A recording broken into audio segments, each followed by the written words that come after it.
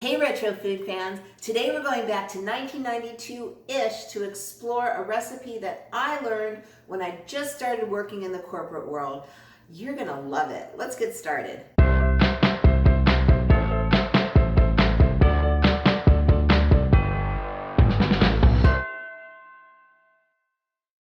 Hey everyone, this is YesterKitchen and I'm Jill. So today I'm gonna give you a little bit of my food history. So I started in the corporate world around 1992-ish, and one of my very first jobs was in an insurance company. But a lot of nice people work there. And every once in a while we would do a company potluck and everyone would bring something. So anyway, there was this man, he was back then maybe in his like mid 60s. He had wire glasses and just like kind of a little gray cul-de-sac, and he was the sweetest man in the world. And his name was either Jim or Bill, I can't remember, but he was just one of those guys that everybody loved and you just could not like this guy.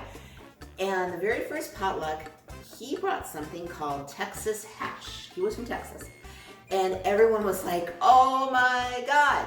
And every potluck after that, he had to bring it.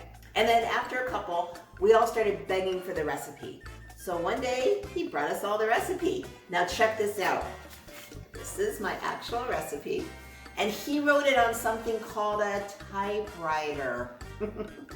Now this was like a modern, very old technology, kind of like a word processor, but there were no delete keys and it was all manual. I know, I'm joking. It was a typewriter, and I just want to show you this recipe because it's like clearly, when have you seen anything on a typewriter lately, right? So here is his recipe.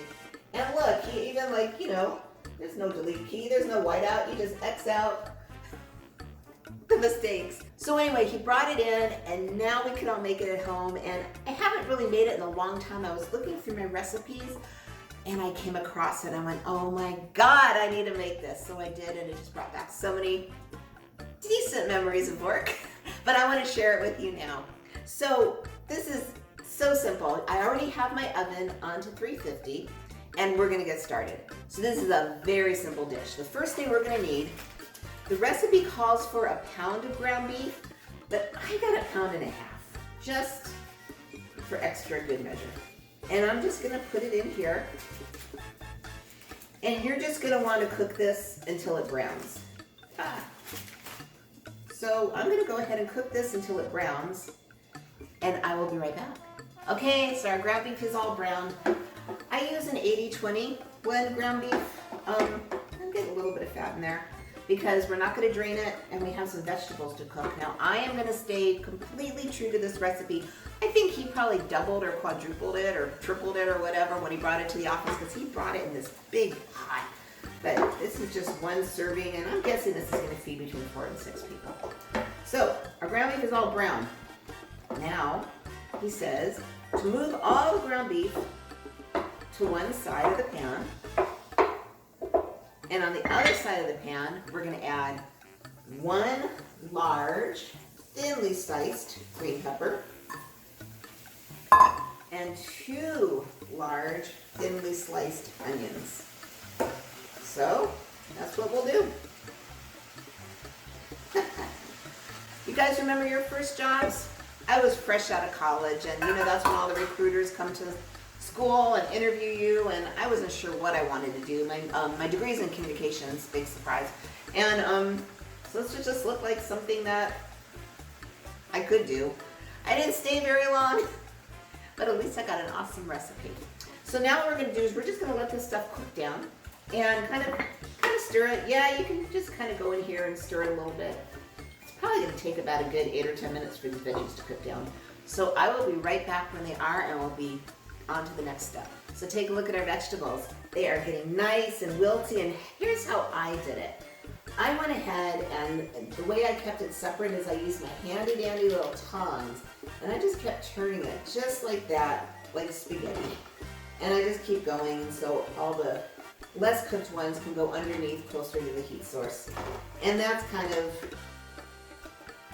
how you want to keep them separate. So now that they're all nice and soft, we're going to bring them all together.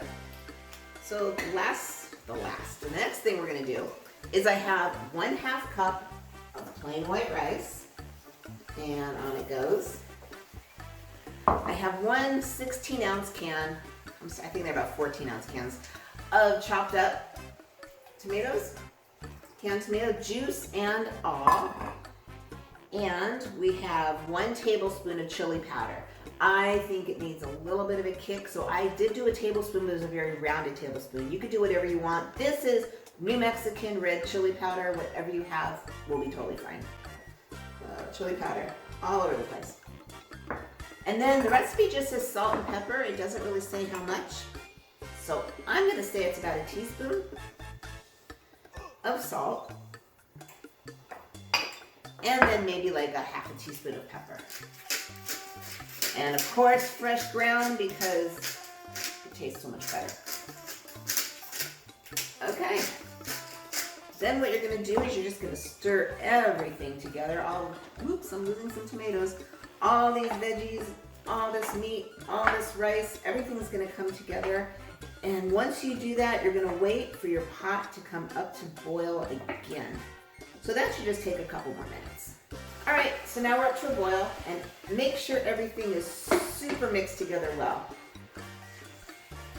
Hey, my Texas friends, have you heard of Texas hash? Or anyone in the country or the world? I know you're all out there.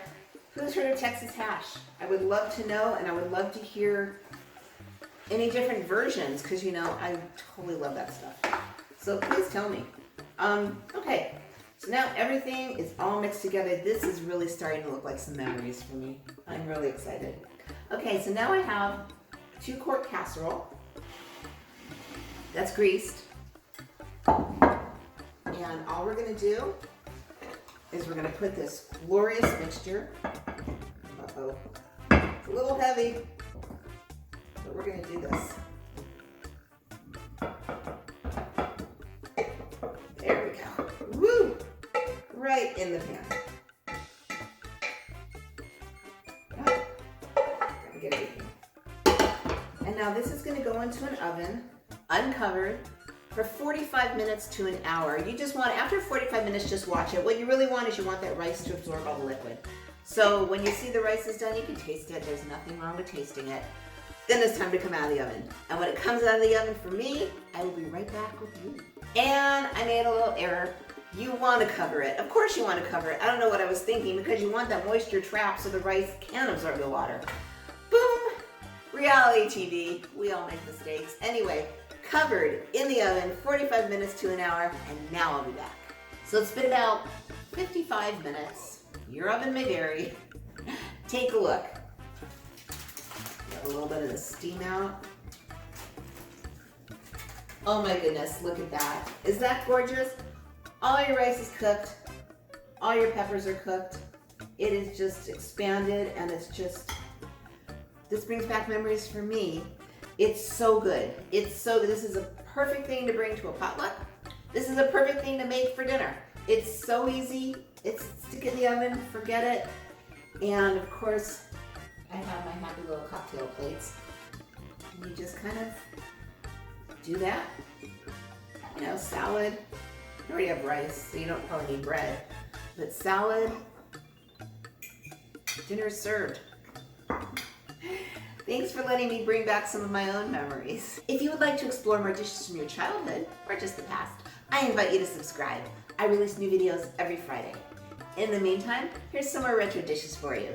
And remember, every dish, even Texas hash from my workplace, has a story.